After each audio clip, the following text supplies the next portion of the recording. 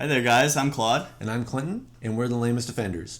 On today's issue, we're going to wrap up the comics review for this week. Mm-hmm. And I will contribute nothing. So, standard episode. Yeah, no change there.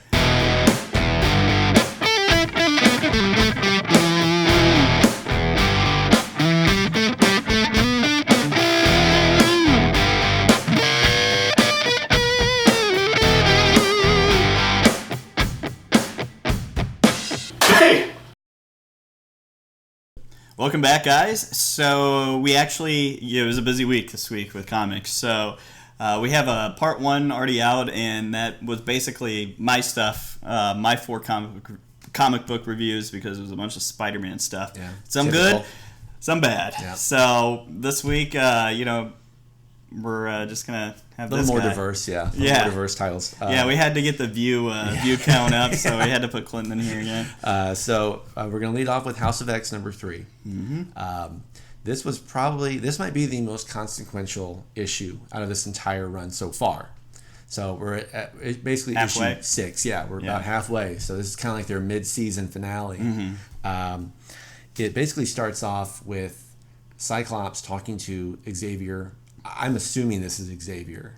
Yeah. I honestly don't know anymore. This guy is He seems a little so manipulative now. Yeah. It's just weird. And Magneto, not Magneto, but the other guy wearing the helmet. Mm-hmm. Again, Xavier. Mm-hmm. They're saying it's a big that, X helmet. Yeah. Right. They're saying that Cyclops is telling them that my team knows what to do. We're gonna succeed. We're gonna win.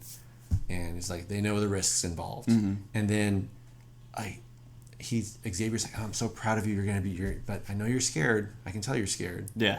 And it's like, but it's okay. You've got to, you'll never be forgotten. You'll never die. I won't allow it.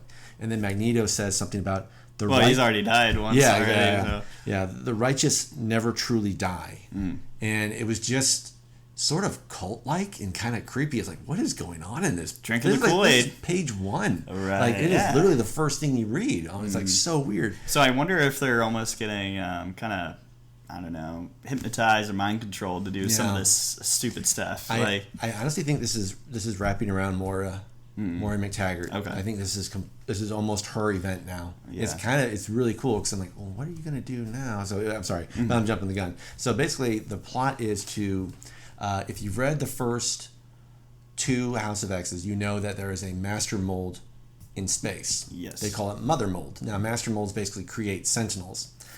This new mother mold creates more advanced sentinels. No father mold. Yeah, exactly. And it leads straight to it. The way Jonathan Hickman diagrammed it was really cool. It just showed, I don't want to show that because it's spoilers, but it just showed that the eventuality is going to be Nimrod from Powers of X. So basically these are people. Like, Yeah. these sentinels are people. So Sentient. Sentient. Yeah, exactly. Yeah. So the ending was it had a very explosive ending. I'm not sure what the teams are going to be for when this event is over. I don't know who's going to be on what team. Okay. Because they had a great little scene where Sabretooth was arrested in the first issue of House of X, and now we finally get the repercussions from that. Okay, cool. Yeah. There's this really cool courtroom scene. The White Queen shows up, and she does not like to be called Emma Frost in public. She's like, only call me by my mutant name in public. So it was really like, okay, that's kind of cool. So is Sabretooth in the courtroom? And is he wearing a suit? No, he's just his usual. Don't read it, guys. Yeah. No, Sabretooth. Not interested. But yeah, this is, if you're already reading this series, continue to buy this. I think this might be the best one yet. Awesome. I cannot wait to read it. It's pretty good. I was actually really bummed when it was over because I was like, no, there has to be more. Yeah. I need more. I'm not done yet. So next up was Marvel Comics 1000. This was, there was a lot of advertisement for this one going around. It was, I think, $10. So it was interesting, but it wasn't. I wouldn't say. Don't. I mean, yeah. I was like, if someone buys it and they'll let you read it, cool. Yeah. But don't go out. Don't rush out to get this. Yeah. $10 is extreme. Yeah. I mean, and it's kind of neat what they did. Every page is a different year. So they'll have like, oh, Captain America's first issue, like blah blah blah, you know, first appearance, that kind of thing, and it goes through their history like that. One that was really interesting was in 2002. It had our girl Elsa Bloodstone. Don't read it. Like, I ain't reading it. Like, Now. what's the point of this? Yeah. Like, so what is it? Is it like a history of each characters? Does it kind of? Is it new art? No. So it's all old art. It's That's all, just every page is. It's basically reimaginings, I guess, in one aspect. It has like the Marvels. Remember the Marvels where it showed like the Human Torch, the actual Human Torch, like that led off the Marvel Comics #1, that kind of thing. So, and it just kind of spirals from there. I don't understand the point of this if they already have the history of the Marvel Universe, which I'm reading. That's what I was wondering too. I was wondering, does this just tie into it? I think it just those history ones that we've been reading just kind of extrapolate everything else. Yeah. So I don't think it really. I mean, this is a neat little trick. And I'll explain that in a moment. But it also kind of aggravated me a little bit because the character Miss America,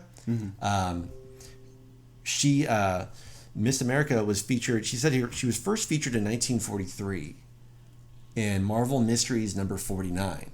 And I'm like, that doesn't sound right. And so I looked her up, and it was Miss America was in it. But it was a completely different character. It wasn't the one who had her own comic a few years ago. Okay.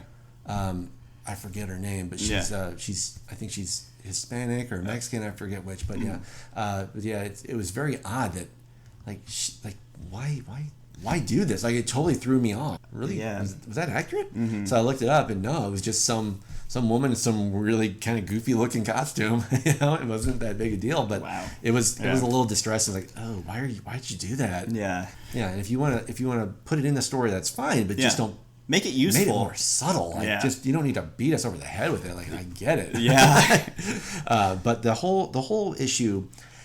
So we had a video. Our last video, I basically mentioned that there's going to be a preview for this event coming out called Incoming in 2020. Oh, another event. This entire book was basically a preview for that. Because, a $10 preview. Yeah. In the very beginning, it shows, or not the very beginning, excuse me, but in the first few pages, it shows someone wearing this black mask. And this black mask is just showing up. I don't care about spoilers. I'm spoiling everything for this one. So it shows up throughout Save you $10. Yeah, throughout the whole book. It shows up sporadically throughout it. It's just like, okay, that's kind of clever. Yeah. And then the last page was 2019, or not the last page, but the third to last page, I believe. So it said 2019. Marvel celebrates 80 years, and then it's showed this very cosmic character, and his name is the Eternity. And he puts himself in this mask. And sorry, I just need to read this real quick. It's called the Eternity Mask. It says, made out of the universe itself. And he is quoted as saying, that gives whoever wears it, power equal to any they may face.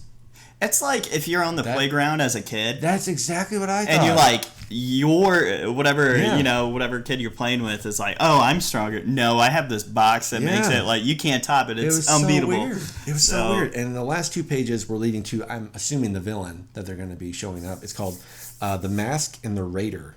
And the very, very last page was Korvac. Korvac might be returning. Okay. So that could be kind of cool. Yeah. So I have a feeling that's going to be the big thing. Right. But, yeah, it was just so weird. Like, it was a neat little trick, honestly, but not for $10. Yeah. $5. If it were $5, I'd say go get it. But $10, no way. Last, but most certainly not least, was Fantastic Four, the #4 Yancy Street. Okay. I think these are going to be a series of one-shots. Cool. They're going to just kind of expand their universe a little bit. This actually was so refreshing. I really love this a lot. This was so much fun. Like, it was great. It's basically, it felt like a Silver Age comic. Okay. Like very much like a 60s throwback. Yeah. It was awesome. It mainly featured the Thing, Ben Grimm. He's a fun character to read. Yeah, he is. Like, he's such a goofy character. And it shows him growing up, and he had an older brother who was doing some illegal stuff to help provide for his mom and him, and he died. This is all within the first few pages. So, and Ben created a youth center in his name. Some kid spray painted it, and it has like almost iconic 60s like, stances of him throughout it. It was great. It was really cool. And he goes to Reed Richards, Mr. Fantastic, and he says, I want to go back in time. I want to know who did it, and I want to just beat him up. Oh, was he wearing the trench coat too? Like no, he's just out. Dang, he's if he was in the thing. Inspector Gadget, like, that'd be hilarious. No, I wish, but that would have been great. But Reed Richards gives him a device saying, well, here, just take this. It'll match the aerosol in the air, and then you can find out who did it. Yeah. He's like, okay, cool. And it's like, oh, and by the way, Ben, don't make me an accessory to murder. Yeah. And then it actually leads to my favorite panel where it's Ben scanning the aerosol, and he goes, stupid Reed with his wisdom and crap. Like, I just love that. That was great. This big rock dude, saying that. And that was great. But it also involves the Terrible Trio. Mm-hmm. I think I have that right. Yeah. So and then he's basically fighting him, and he's not doing well. He's kind of losing pretty badly. So then some other 2 members of the Fantastic Four show up and help him out, and but it's that back in time? Self-contained. No, I'm sorry. This is all in modern. the current. Yeah, sorry. No time travel in this one. Nothing like that.